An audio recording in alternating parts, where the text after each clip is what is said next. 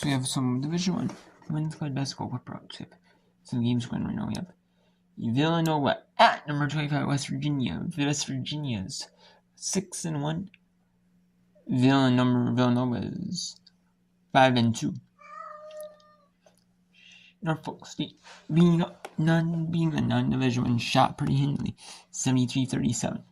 Charleston Southern up only 12 on non-Division 1 Allen University. But now up 2-1 UAlbany 35-33 with 131 third.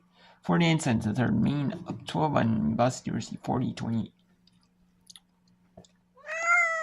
Pittsburgh up big on Central Connecticut State of the NEC, who are winless in year 51-29. Old Dominion up on MEAC Gower State 34-28. Sunnybrook up big on non-division New Jersey 50-21. Appalachian State up 20-17 on Gardner Webb. High Point up 22-14 on non-division 1 UVUS 15-1. North Alabama up on Arts up left. Tennessee Tech up 17-11 at Lipscomb.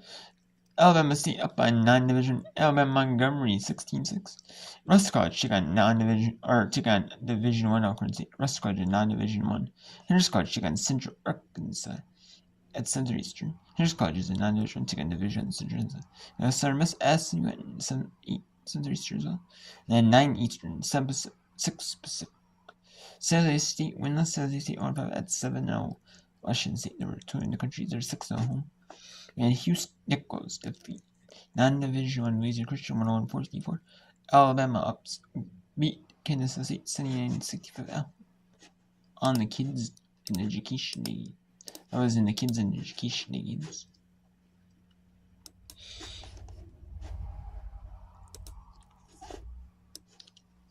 And then we have Stanford at Minnesota Eastern in that one. So Boston University, Maine. Nobody but not University Trust. Villanova, West Virginia. On the matches here, I'm going to error here. So, right now, we have Boston University at the end of the 3. So it's going to UAlbany, but no. Change and sticks at home.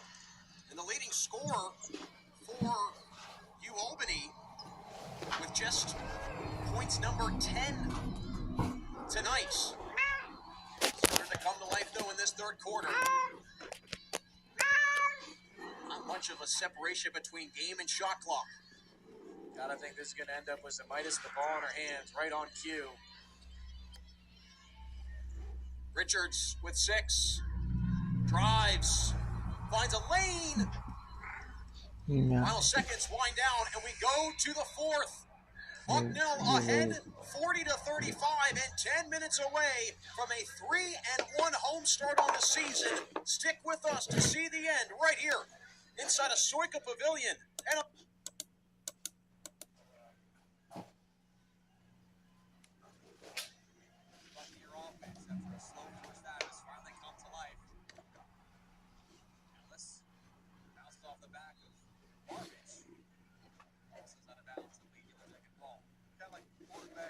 Nice. we've seen that one too many times. Sit. No butt fumble though. So Sit. Sit. Chambord tries to feed Smith down under. Can't connect. Rebound there by Davis. Almost lay down. Keila Jones. Davis and Straw battling. 1 minute to go here in the third quarter. Refs right there.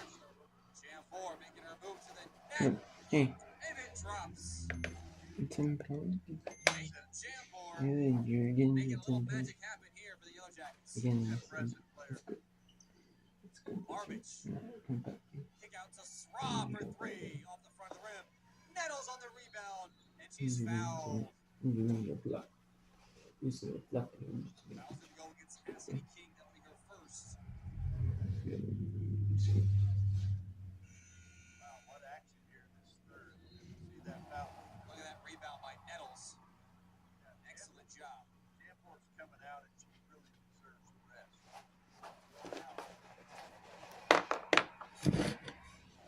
Do it all.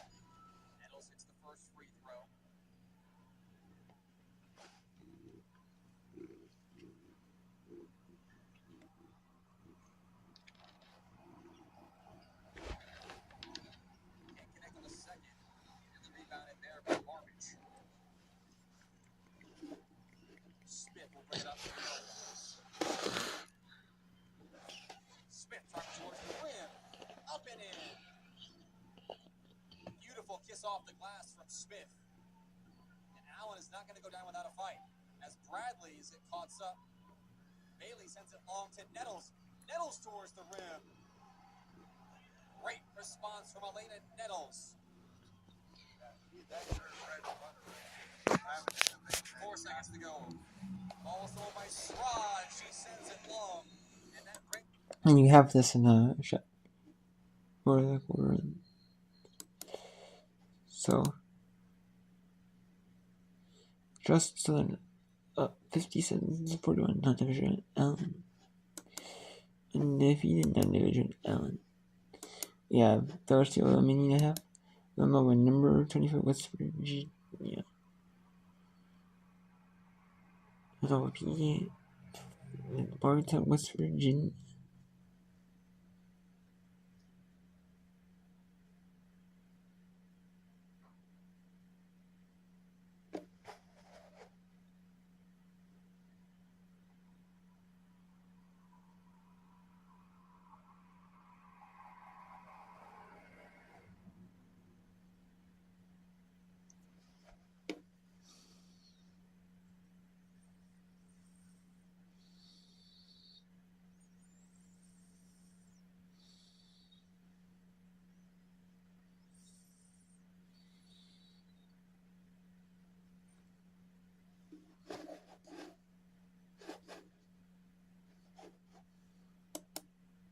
So let's go to the fourth quarter here.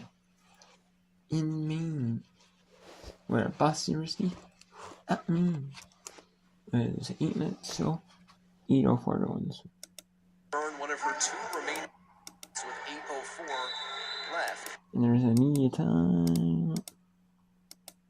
I believe this is just going to be a 30-second timeout for Maine. One thing I like about Coach Vachon and her staff, too, she doesn't get on them. It makes. That's a split trip for a 75% free throw shooter. Either way, still a 6-point lead for Bucknell. Now just taking care of the basketball. Bucknell's done a much better job here in this second half. Richards. Joskun with great timing to keep the possession alive. And an over and back.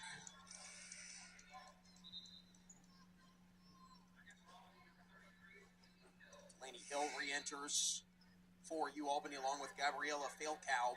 Here comes that lineup of 2 bigs, Falcao and Stewart. You gotta think. UAlbany had 4 points in the first half combined in the paint. They had 16 in the third quarter alone. Gotta think they're just gonna go right back at it. Boreas. Stewart cleans up the mess and sticks it in.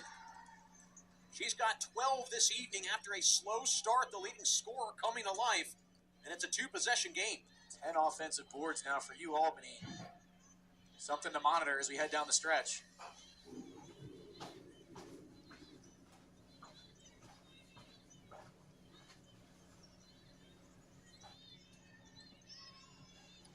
On the 30. Cruiser.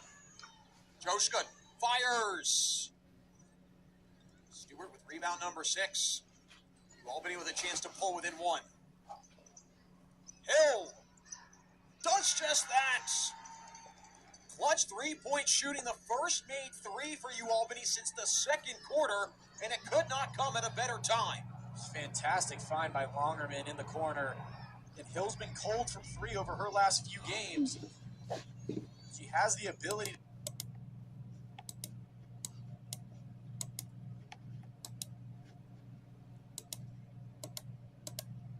For Bucknell, as UAlbany has recaptured the lead and have come to life. A quick 7-0 run. And we head to immediate timeout ourselves. UAlbany ahead 43-42. With its winning streak on the line on the Patriot League on ESPN.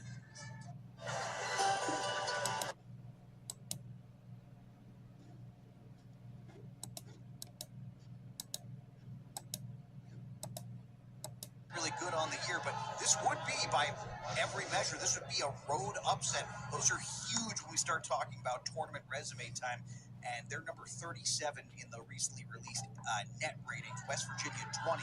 So by any metric, not only would this be an upset, but right now Villanova is taking it to West Virginia. Oh, absolutely. They're, far from over, but very early and often establishing a dominance, which puts the pressure on West Virginia. What adjustments are you going to make? What can you do in this second half? Because right now, this is just Villanova basketball. Shooting the ball well, efficient, moving the ball, and they are having no trouble on the other end with West Virginia's paint. Bosco fadeaway jumper. That one hit the front iron, didn't go. That might be the first time she's missed back-to-back shots from the floor. Here's Cook one more time. That was a lot of pressure on her. Ball came down in the hands of Wheeler. It looks like she drew a foul. And I know that Coach Kellogg, Giacomo, they want a foul right there in that position. You have to keep attacking. You have to keep control, keep that mental game steady, because the minute that head goes down, that's when mistakes are going to start. Let's go back to Boston University. 7 minutes to go. Mean at 44-36. Smith handover. Blaufeld back to Smith. She's dangerous from this shot area. Backing down her defender. Feeds it back over. Fitzpatrick, short. Gets her own rebound. Drives in and will go around the perimeter. May will reset with a fresh 20. One thing I do not like against a zone is that two-handed over-the-head pass. You're telegraphing that pass, which is exactly what happened on that last steal. Addie Smith with a great off-the-glass shot. And this is simulcasted from Ness and Northeast Sports Hub. The only Boston Red Sox and Boston Bruins Three rebounds, another sports double-double. teams and professional. Probably unlikely here today, but I would be shocked. We may have minor league Boston Red Sox teams as well. Or maybe Boston Bruins minor league hockey. But but that's basically it they would have, I mean, normally they just are like normally they just are collegiate sports teams. Other than the two pro teams, they had rights to Connecticut Sun. They are now on NBC Sports Boston. So otherwise they just are college sports teams, like local football teams, SNS and plus, like men's and basketball, except and then like lacrosse, football, baseball. They're every sport pretty much, all the sports. But there's some with like S and Y. Does the same thing because they don't have either hockey team, either basketball team, in New York, either hockey team.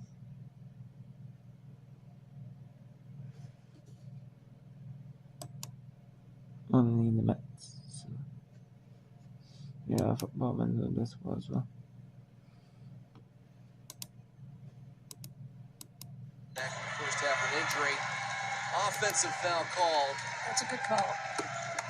McLaughlin can't believe it. Still protesting and pleading here. That could have been a dangerous one for Maine. Blaufeld's third personal. Blaufeld had position. It's a big possession for both teams here. Maine would love to get a basket and get this back to a 10-point advantage. Another stop here, and BU is going to be really happy, thinking they get a chance to come back in this one. Is that one off the fingertips of Blaufeld? Another turnover on it. This is what's hard for a coach with a relatively new group. Not having 4 players or 5 players actually out there that played against BU last year. You can hit a bucket here. Maine has 1 timeout left. And no under 5 media timeout. That's already been used. I think that's another foul on Gruber. That'll be 2 free throws upcoming. That will be the third personal on Lizzie Gruber. 2 free throws coming up. Allison Schwertner averaging 4.6 points per game, but she's had an excellent contest here today. That's point number 9 for her, looking to make it double digits. I think you may see the Terriers start to get the ball inside a little bit more against Gruber. see why the Colorado native was named a all-rookie selection of the Patriot League last year. 6-point game. Hand off to Talon. Now over to Gruber, well beyond the perimeter. Smith trying to work some space underneath the basket. Fitzpatrick back to Talon. Back to Fitzpatrick, an open look for the wing three.